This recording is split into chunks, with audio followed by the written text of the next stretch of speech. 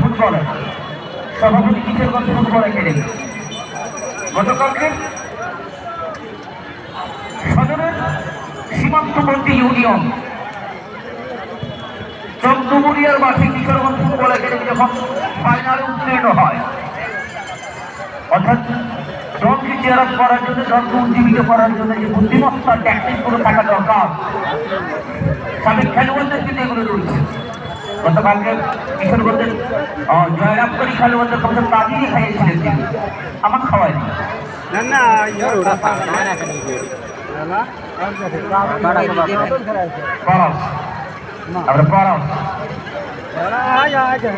অবশ্যভাবে রংপুর এবং লালমনিরহাটের মধ্যে লড়াই, এই লড়াইয়ে কেউ কাউকে ছাড় দেবে না। আলমগীর টাকা এরশাদু যখন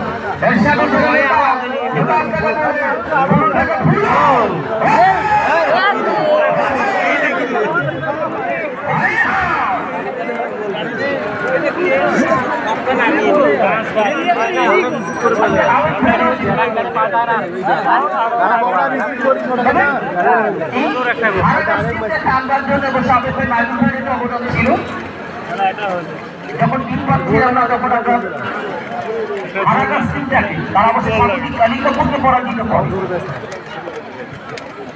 আমরা ডান দিক থেকে একাডেমির পক্ষে সুযোগ দুজন থেকে একটা পারে না। 1 সেকেন্ড বসে হারাগাঁও প্রান্ত থেকে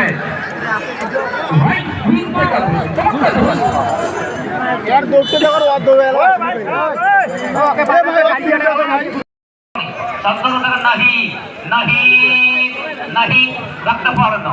সেখান থেকে অবশ্য নাহি প্রতিপক্ষের নাহি নাহি থেকে আমরা পলাশ পাহাড়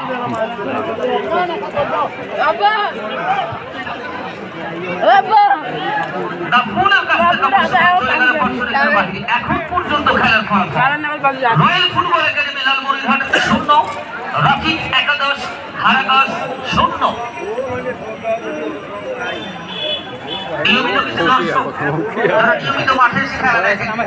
সেই সমস্ত দর্শকদের জন্য শুভকামনা রাখবো। আপনার প্রতিদিন গ্রামীণ ফুটবলের পাশে থাকবেন, গ্রামীণ ফুটবলকে উজ্জীবিত করার জন্যই সুস্থ ধারার বিনোদনের পাশে থাকবেন, এই প্রত্যাশা প্রত্যেকের কাছে। ব্যাকপাস থেকে আরো একবার জিয়াউর রহমান জিয়া আগামী 22 তারিখ আগামী 22 তারিখ যথারীতি অনুষ্ঠিত হবে এই টুর্নামেন্টের ফাইনাল। অলরেডি যারা ফাইনাল কনফার্ম করেছে এবং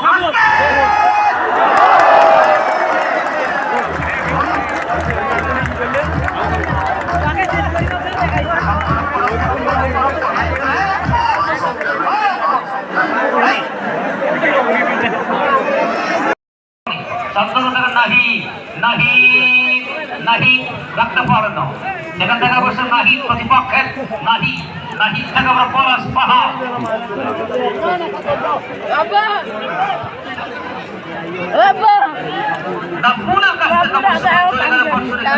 এখন পর্যন্ত খেলার royal football academy Lalmonirhat 0, Rafiq একাদশ হারাগাঁও 0।